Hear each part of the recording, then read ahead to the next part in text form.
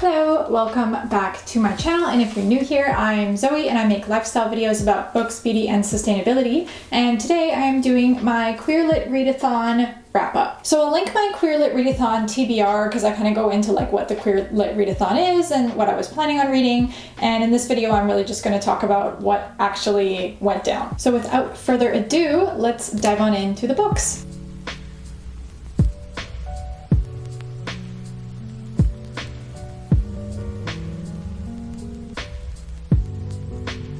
Now, if you remember from my TBR, I had been a little bit ambitious and definitely added way more books than I knew I was reasonably going to be able to read in a week, at least considering like my schedule and how quickly I can read and get through books. So I knew I wasn't going to finish everything that I put on my TBR. That being said, I am quite proud of how much I actually was able to read and to get through.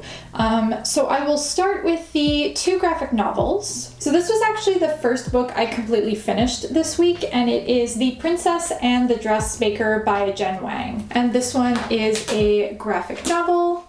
It's a really cute story about a prince who likes to dress up as a princess and hires a really talented seamstress, and the two of them form this really beautiful like bond and friendship. And it's just about defying expectations and exploring gender. And what I thought that was really interesting about this one in particular is that the prince's identity is never explicitly like named or discussed. There are never any labels used, and I think that was a really interesting choice because it leaves things up to interpretation and kind of even puts into question like the importance or the need for labels at all, because at the end of the day, or at least at the end of the book, it didn't really matter one way or another. So yeah, I would definitely recommend this one. I feel like anybody from like tween and up could read it. I just feel like this book could be a really good like conversation starter or opportunity for learning for someone in their sort of tween ages. The next graphic novel I read was Lumberjanes, and this one is by Noelle Stevenson. And there's a list of books on Goodreads, and I think somebody titled it like LGBTQ if you squint, and I feel like this is the epitome of that, is that if I didn't know that there was queer rep in here, I probably would have missed it, and I was looking for it, and like there was implied or like subtle moments, but again, like if you weren't looking for it, you would have missed it, and you really had to squint to find it. So I don't know if later in the series it becomes more explicit, but yeah, for at least for this first book, everything was sort of in the subtext, so that was kind of disappointing. That being said, though, I don't think I'm going to continue with this particular series. It just didn't like enthrall me that much. I feel like in terms of recommendations that wasn't super clear. I just kind of felt like lukewarm or meh about it, so if you want to read it, but otherwise I just feel like it was whatever, you take it or leave it. So next I'll go into the audiobooks I read this week, and the first one that I finished was Untamed by Glennon Doyle. So this one I feel like is sort of like a blend of a self-help book and an autobiography, and it definitely has like a heavy sort of spirituality and like religious tone to it, in that I feel like a lot of what's in the book is covering sort of how to reconcile religion and queerness, but it goes beyond that and obviously like discusses things like parenting and just some of Glennon Doyle's experiences and falling in love and getting a divorce. And I did really like this book. I gave it 4 out of 5 stars. There's one moment in it that I wasn't a super big fan of, and it's a conversation between Glennon and a friend of hers, and the friend is concerned that her son is watching pornography, and she wants to make sure that like her child knows that this isn't real, and like have a productive conversation deconstructing some of the things that pornography sets forward as norms or expectations, which I think is super valuable. But then like the way they approached that situation, it's like they felt like they had to catch the son in the act of watching pornography in order to have that conversation. And like, so the exchange between them is like, oh, like you should go check his phone, and she's like, oh, I don't know if I should do that, and it's like, well, you pay for the phone, therefore it's yours. And I'm just like, on 2 levels. First of all, if you give someone something or buy someone something and then be like, okay, well, I paid for it, therefore it's not really yours. At the end of the day, it's still mine. That creates like a super weird relationship for children with gifts and just possessions in general and boundaries. And I'm just like, no, just because you buy something does not mean that you inherently have the right to like invade people's privacy. But also just the fact that like they felt like they had to break into the phone in the first place. It's like you can just have the porn talk. The kid doesn't actually have to be watching porn. You can just have that conversation, and you don't need to invade people's privacies in order to do that. Like, that's just allowed. You can just have conversations. It's fine. So I just found that a bit weird, both on like the boundaries, invasion of privacy, ideas of like property and ownership, like that was all, and then it just made me very uncomfortable. Gave me a bit of a like no feeling when I was reading that. So that took me out of the story a bit. But otherwise, I do recommend this book, and I did enjoy it. The next audiobook that I finished was Red, White, and Royal Blue by Casey McQuiston. This one I just thought was super cute. The only thing that was kind of weird for me was kind of the revisionist history aspect of it, because as opposed to Donald Trump having won the 2016 election, it's the main character's mother, and his family is like biracial, and then of course he turns out to be gay. But it's just weird because like they're talking about like 2019 and 2020 as if the pandemic never happened, as if that did not occur. So that's kind of weird. It's just people like going about their business. Obviously, I don't think McQuiston could have predicted that when she was writing the book. Obviously, she would have been writing it before. So this book was published in May of 2019, which was like approximately around when the pandemic hit. So I'm assuming she would have been writing it kind of like up until then. If you're going to read this book, I would recommend you do so ASAP, only because it's full of pop culture references that I feel like are going to become very dated very quickly. And that's kind of the problem when people include like very current pop culture references, is it definitely marks the time in which the book was written. And it's like it's cool to read about stuff that's very contemporary when it's in the moment, but as soon as it becomes like a couple of years old, you're like, oh god, like it's like when you see the word YOLO in a book and you just kind of like cringe. It's an enemies to lovers trope where the Prince of Wales and the first son fall in love, and they have this adorable relationship, and of course then eventually it gets leaked to the media and they're forced to come out, but it's fine and everyone's accepting and everything's great, and it's just like, that's beautiful and lovely, but also like it's one of these books where it's like so safe and like everything's happy and everything like kind of works out in the end, but at the same time you're like, oh, that's not how this would have happened in real life.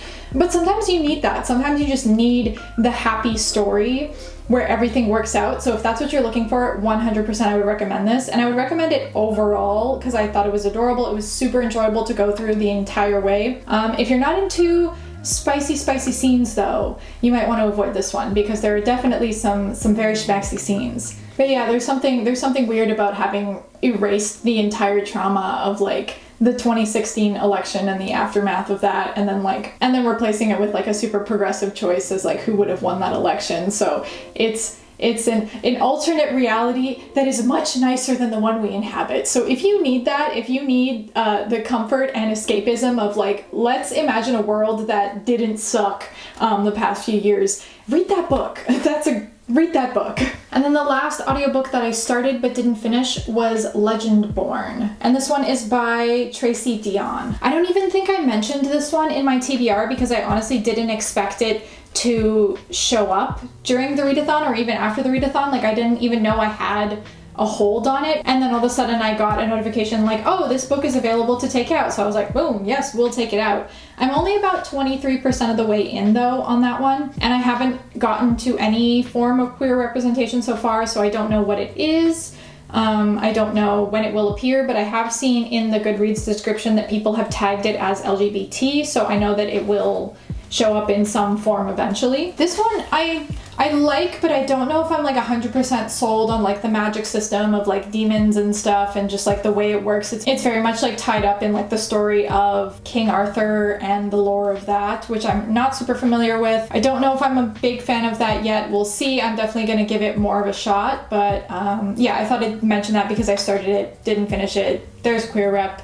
So those were all of the audiobooks I had read this week. And last but not least, I'm going to mention the one and only physical book that I started and didn't even finish this week. So that one is Girls of Paper and Fire, and this is by Natasha Negan. I always feel like I'm pronouncing that wrong. I'm so sorry. So this book is set in a world with a caste system, and every year the king selects 8 girls from the bottom caste, which is the paper caste, and they become his courtesans for that year. And it actually can help their families a lot because he will compensate them for the entire year that they're working for him. And it also allows them the chance to sort of move up in society despite being from a lower caste. The way the caste system works is kind of interesting because it seems to be based on like species, because this world also has like demons, which are human and animal hybrids, and that's something I didn't know when I mentioned it in my TBR. So it's interesting because you can be really wealthy and affluent, but if you're human, you're still at the bottom caste. So there are people who are quite high up in terms of like social hierarchy and wealth, but because of their species, like they're still considered bottom caste. So it's kind of like interesting, the dynamic of how that works. And I definitely have seen the queer rep in this book, and I am a fan. The only thing is that I know that there's going to be an occurrence of sexual violence that we experience firsthand, like through the main character at some point, unless she manages to escape before it happens. But so far, like of her and the 7 other girls that have been chosen, everyone has essentially been assaulted by the king. So I'm just waiting to see like if she will also be assaulted or if the author is not going to put us through that and she'll manage to escape. So definitely massive trigger warning for sexual violence and assault, and the big R word. It's the R word I don't even feel like I want to say, but that's what's happening here. But yeah, so far like I'm really enjoying the story. I'm really invested in the story. I definitely want to finish, but yeah, I only got like I think a little bit over 50% through that one. And then I will just mention the 3 other books which I physically have in my possession but I have not read yet. I did have the intention of starting them, but I just had like a super busy week and was tired and just like didn't manage to force myself to do that. But I do have the intention of reading them. I just happened to not be able to get to them this week. So the 3 books I'll just quickly mention. I've already done sort of a summary of what they're about in my TBR, so you can go watch that one if you're interested. So I'm just gonna hide the dead name on this book. I have this book is Gay by Juno Dawson. I have the old edition because I took it out from the library, so I did not have any say over which edition I got. I have Kings, Queens, and In-Betweens by Tanya Bottigieg. And finally, I have You Should See Me in a Crown, and this one is by Leah Johnson. So when I read them, I will definitely let you guys know what my thoughts are and give you a more in-depth sort of summary. But I just thought I'd quickly mention them because they were on the TBR, but I did not in fact have time to get to them. So in total, I've read 4 1/2 and 1/4 books. So I finished the 2 graphic novels, I finished 2 audiobooks, I got through half of a physical book, and then another quarter of 1 more audiobook, which might not sound like a lot to some people, but for me, like that's a massive week because I normally only get through like 1 audiobook in a week or 1 physical book, like at most. So to get through 4, even if they're short, yes, okay, like graphic novels are short, audiobooks are easier to get through. Still, for me, it was a big week, and I'm pretty proud of that because this is my first time doing something like this, so it did really give me like a push to get a lot of reading done. I'm appreciative of the opportunity. It's super fun to also be doing something along other people and to be involved in a community like bonded experience. So I just really want to thank like all of the hosts and the organizers for putting this together, and I definitely think that this is something that I'm going to try and do like every round. But yeah, if you guys participated, please let me know what you were able to read. Let me know what you think of any of the books I mentioned. Are there any of the 3 that I should prioritize? But yeah, otherwise I hope you enjoyed this quick little wrap up. I hope you have a lovely day, and I hope to see you here again next time. Bye!